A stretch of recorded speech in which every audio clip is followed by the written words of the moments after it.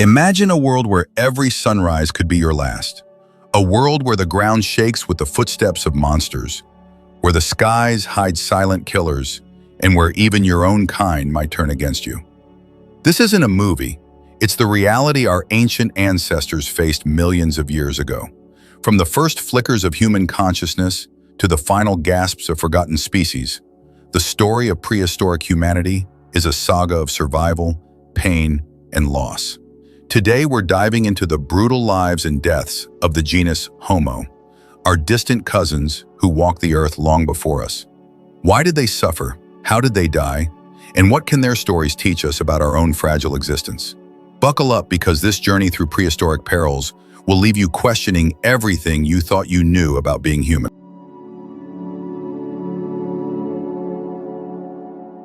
Picture a rugged hillside in what is now northern Spain 430,000 years ago. The air is thick with the scent of pine and damp earth. A small band of Homo heidelbergensis, archaic humans with heavy brows and sturdy builds, huddles in a cave. They're not alone. The cave is a graveyard, a silent testament to lives cut short. Among the bones lies a skull, its surface marred by two gaping holes. This is no accident. These wounds, inflicted by a stone axe, mark the oldest known murder in human history. This discovery, unearthed in a Spanish cave system known as the Sema de los Huesos, or Pit of Bones, shocked researchers. The holes weren't random. They were precise, deliberate, likely delivered with a weapon crafted by human hands. Imagine the scene: a dispute over a deer carcass, a struggle for dominance, or perhaps a betrayal within the group. One individual raises a sharpened stone, and in a flash, another life ends. The victim collapses, blood pooling on the cave floor, their story snuffed out in an instant. But this wasn't an isolated incident. The Sema de los Huesos contains thousands of bones from dozens of individuals, some showing similar signs of violence. Was this cave a dumping ground for the dead? A prehistoric cemetery where bodies were tossed after battles over territory or resources? Or was it something darker, a site of ritualistic killing? We may never know, but the evidence paints a grim picture. Violence was woven into the fabric of prehistoric life, long before Homo sapiens walked the earth. When I first read about this case, it hit me hard. We like to think of murder as a modern problem, tied to complex societies or personal grudges. But here, 430,000 years ago, our ancestors were already capable of killing their own. It makes you wonder, is violence an inevitable part of being human? Or was it born from the brutal struggle to survive in a world where resources were scarce and trust was a luxury? This skull forces us to confront the darker side of our heritage, a side that's been with us since the dawn of our genus. Let's step back and consider the world these Homo heidelbergensis lived in. The Middle Pleistocene was a time of ice ages and shifting climates. Herds of mammoths and giant deer roamed the plains, while predators like saber-toothed cats and cave bears lurked in the shadows. For our ancestors, survival meant mastering fire, crafting tools, and banding together. But those same tools, stone axes, spears, could be turned against each other. The Spanish cave suggests that group dynamics were complex, with alliances and rivalries that sometimes turned deadly. To bring this to life, let's imagine a fictional band of Homo heidelbergensis. They call themselves the Stone Kin, a group of 20 individuals living in a forested valley. Their leader, a grizzled male named Kor, organizes hunts and settles disputes. But tensions simmer. A young hunter, Varn, challenges Kor's authority, demanding a larger share of the kill. One night, under the flicker of a fire, words turn to blows. Varn grabs a stone axe, and Kor falls, his skull shattered. The group is stunned, but they drag his body to the cave, a place they've long used to honor their dead. This act of violence ripples through the Stone Kin, sowing fear and mistrust. This story, while fictional, is grounded in the evidence. The Sema de los Huesos skull tells us that prehistoric humans weren't just victims of nature, they were capable of harming each other in ways that echo our modern world. But violence wasn't the only threat.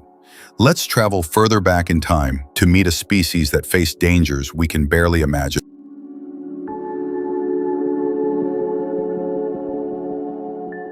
Shift the scene to East Africa, 2 million years ago. The landscape is a patchwork of wetlands and grasslands, teeming with life. Hippos wallow in muddy rivers, while antelopes graze under the watchful eyes of predators. Among them is a small, fragile figure, a Homo habilis, one of the earliest human species. Standing just 4 feet tall, these handy men were pioneers, crafting simple stone tools to scavenge meat. But their size made them vulnerable, and one individual, known as O7, met a fate so horrific, it defies comprehension. O7's remains, found in an ancient wetland, tell a story of unimaginable terror. His left leg bears massive puncture marks, some so deep they tore through bone. Parts of the limb are missing, ripped away by a force of nature no human could withstand. The culprit? Crocodilus thorbjarnarsoni, the largest true crocodile ever to live, stretching 25 feet long and weighing over 2 tons. Picture O7 kneeling by a river, scooping water with his hands, unaware of the monster lurking beneath the surface. In a flash, the crocodile surges forward, jaws snapping shut on his leg. O7 screams, twisting away, but the damage is done. But the horror doesn't end there. O7's skull shows long grooves on the parietal bone, marks consistent with a feline predator, possibly a leopard or a related species. Did a second attacker seize the moment, pouncing on the wounded Homo habilis? The evidence suggests a rare dual predator attack, a nightmare scenario where O7 was caught between 2 of nature's deadliest hunters. His bones show no signs of healing, meaning he died quickly, likely from blood loss or shock. This case is a stark reminder of how precarious life was for early humans. Homo habilis were innovators using tools to carve out a niche in a predator-filled world, but their small stature and lack of advanced weapons left them exposed. The dual attack on O7 highlights the relentless pressure of natural selection. Only the luckiest or strongest survived. It also challenges our modern view of humans as apex predators. 2 million years ago, we were prey, and the African savanna was a gauntlet of death. Let's recreate O7's world through a fictional lens. The Sun Clan, a band of Homo habilis, roams the wetlands, scavenging for food. One morning, a young male named Teth ventures to the river to drink. The water is calm, but danger lurks. A massive crocodile explodes from the depths, clamping onto Teth's leg. He fights, flailing with a stone in hand, but the beast is unstoppable. As Teth collapses, a shadow moves in the reeds, a feline predator, drawn by the commotion. Its claws rake Teth's skull, ending his struggle. The Sun Clan, hearing his cries, arrives too late, their tools useless against such foes. This story underscores the vulnerability of early humans. The wetlands of prehistoric Africa were a battleground, where every trip to the river was a gamble. Crocodilus thorbjarnarsoni is extinct, but its modern relatives still pose a threat in some regions. In 2019, over 300 crocodile attacks were reported in Africa, many fatal. O7's death, though extreme, reflects a reality our ancestors faced daily, a reality where nature held all the cards.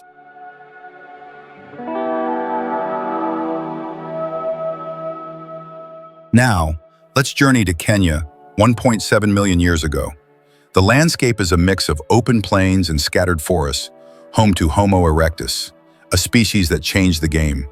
Taller and brainier than their predecessors, they mastered fire, hunted in groups, and spread across Africa, Europe, and Asia.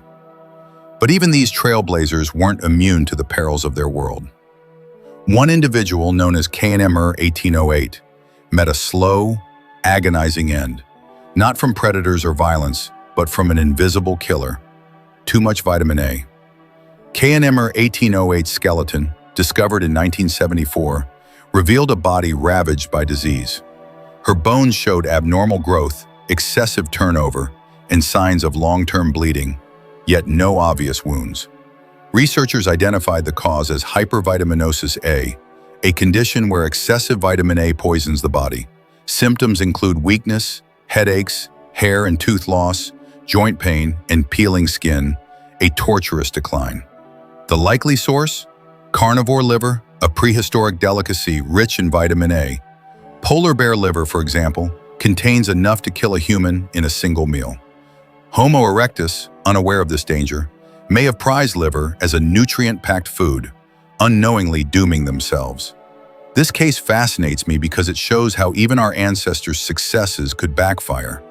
Homo erectus were skilled hunters, able to take down large prey and access calorie-rich organs. But their lack of biological knowledge turned a strength into a weakness. It's a humbling lesson. Progress doesn't always mean safety.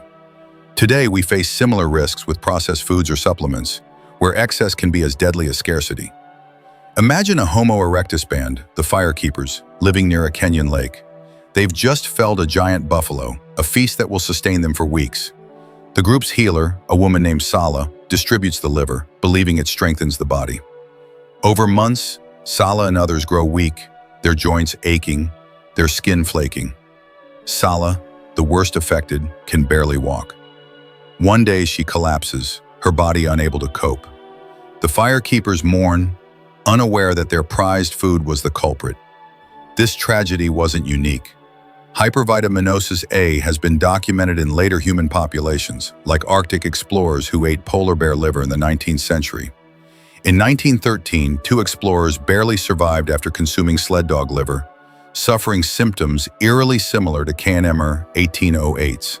These modern parallels show that our ancestors' struggles still echo in our world, a reminder to respect the delicate balance of our biology.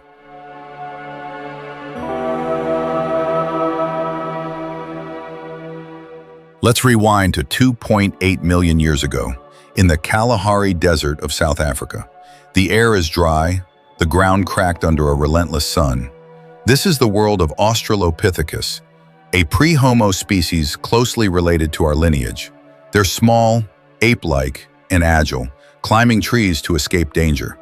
But one young Australopithecus, known as the Tongchild, faced a threat no tree could outrun: a predatory bird. The Tongchild's skull, found in a remote cave, bears chilling injuries, puncture marks in the eye sockets, and deep scratches on the cranium. These match wounds seen in modern monkeys, attacked by eagles, suggesting a large raptor, possibly an ancestor of the crowned eagle, swooped down, its talons and beak tearing into the child's face. Death was likely swift, but the story doesn't end there. The skull was found alone, in a cave with no other bones. Researchers hypothesized the bird carried the body to a nest, where the skull later fell, rolling into the cave by chance. This case sends shivers down my spine. We're used to fearing predators on the ground, lions, crocodiles, but the idea of death from the sky is alien to us. For the Tongchild, the world was a three-dimensional battlefield where danger could strike from any angle. It makes me grateful for our modern world, where such threats are rare, but it also reminds us how fragile our ancestors were. Picture a band of Australopithecus, the Sky Watchers, foraging in a sparse woodland. A young one called Miro strays from the group, chasing a shiny beetle. High above, a massive bird circles, its eyes locked on the small figure. In a blur of feathers, it dives, talons sinking into Miro's face. The Sky Watchers scatter, their cries echoing. But Miro is gone, carried to a nest in a distant tree.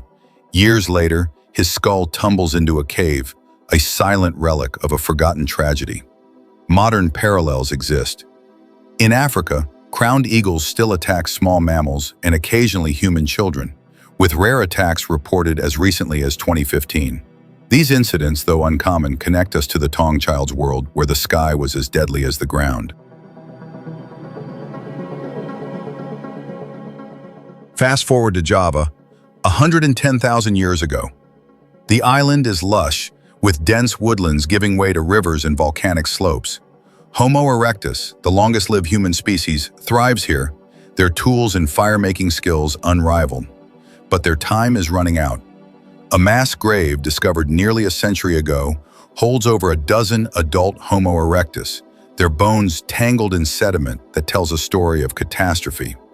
The sediment suggests a flood, possibly triggered by a volcanic lahar, a deadly mix of water, ash, and rock that races down volcanic slopes. These lahars can travel 60 miles, drowning everything in their path. The Homo erectus may have been caught in a river valley when the flood hit, their bodies swept into a logjam that fossilized over time. This event may mark the final chapter of Homo erectus in Java, a species that once conquered 3 continents. This mass death is haunting because it captures an extinction in progress. Homo erectus were survivors, adapting to deserts, forests, and coasts. But nature's fury, volcanoes, floods, could erase even the strongest. It's a sobering reminder that no species, not even ours, is invincible. Climate change and natural disasters today echo these ancient threats, urging us to heed the past. Imagine the river folk, a Homo erectus band living near a Javan river. One evening, the ground trembles as a nearby volcano erupts. Ash clouds the sky, and rain begins to fall. The river swells, carrying rocks and mud. The river folk flee, but the lahar is faster, engulfing them in a roaring tide. Their tools, their fires, their stories, all vanish beneath the sediment. Modern lahars remain deadly. In 1985, a lahar from Colombia's Nevado del Ruiz volcano killed over 20,000 people in minutes. These events link us to the Homo erectus, showing that nature's power is timeless. Their loss wasn't just a tragedy, it was a warning.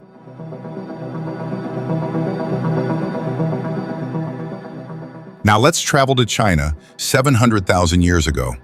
The Zhoukoudian caves, nestled in a forested hill, are a hub of activity. Homo erectus, known here as the Peking man, crafts tools and hunts game. But they're not alone. The caves are also a den for Pachyrhinocuta, a giant extinct hyena weighing up to 330 pounds. Its massive jaws can crush bone, and its hunger knows no bounds. Over 28 Homo erectus specimens from Zhoukoudian bear bite marks, some bones smashed or obliterated. These hyenas didn't just scavenge, they hunted, and humans were on the menu. One skull, shattered beyond recognition, tells of a brutal attack, likely while the victim was still alive. The cave was a hyena den, occasionally used by humans, explaining the mix of tools and bones. This site reveals a humbling truth. Homo erectus, despite their prowess, were not always top predators. The Zhoukoudian site flips our narrative of human dominance. We celebrate Homo erectus as hunters, but here, they were prey. It's a gut check, reminding us that our place in the food chain was hard-won. Even today, hyena attacks in Africa, though rare, show that nature doesn't respect our self-proclaimed supremacy. Picture the cave dwellers, a Homo erectus band seeking shelter in a Zhoukoudian cave. One night, a massive hyena prowls in, its eyes glinting. A young hunter, Tor, grabs a spear, but the beast is too fast. Its jaws close on Tor's skull, crushing it as the cave dwellers flee. The hyena drags its prize deeper into the den, leaving behind a scene of carnage. In modern Ethiopia, hyena attacks claimed 17 lives between 2010 and 2015, often targeting children or sleeping adults. These incidents, while tragic, pale compared to Pachyrhinocuta's reign. The Zhoukoudian bones are a testament to a time when humans were just another meal.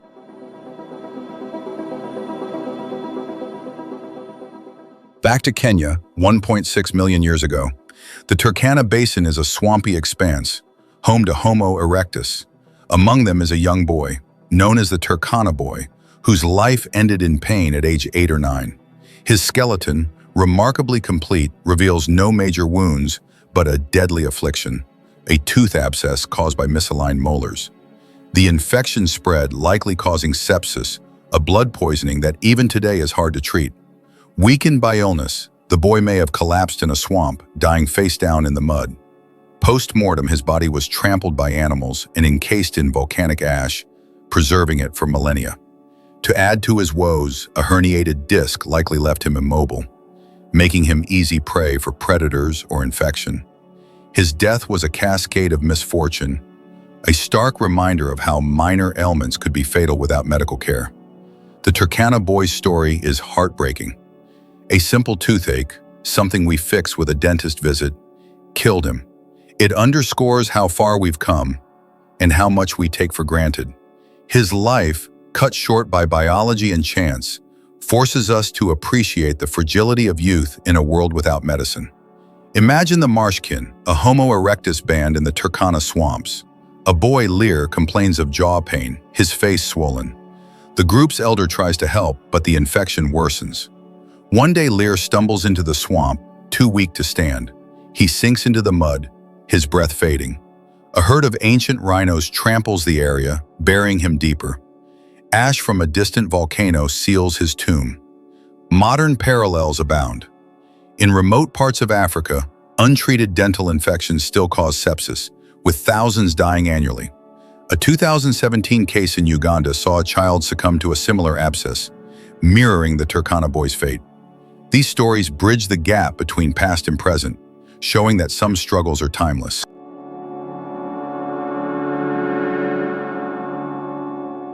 To make these ancient tragedies relatable, let's explore modern stories that echo our ancestors' fates.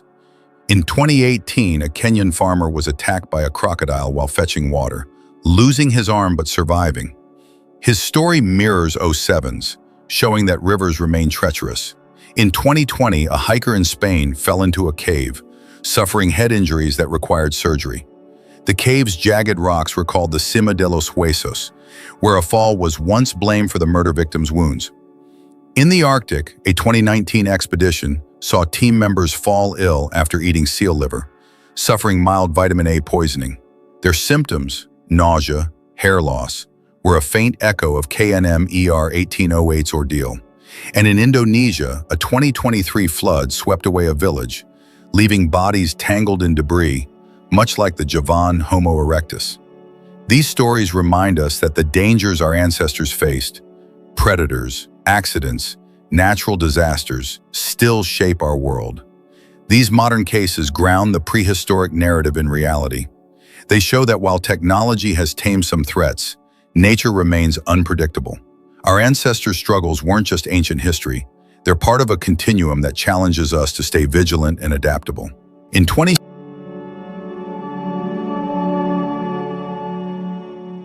As we close this journey through prehistoric perils, let's reflect on what these stories teach us.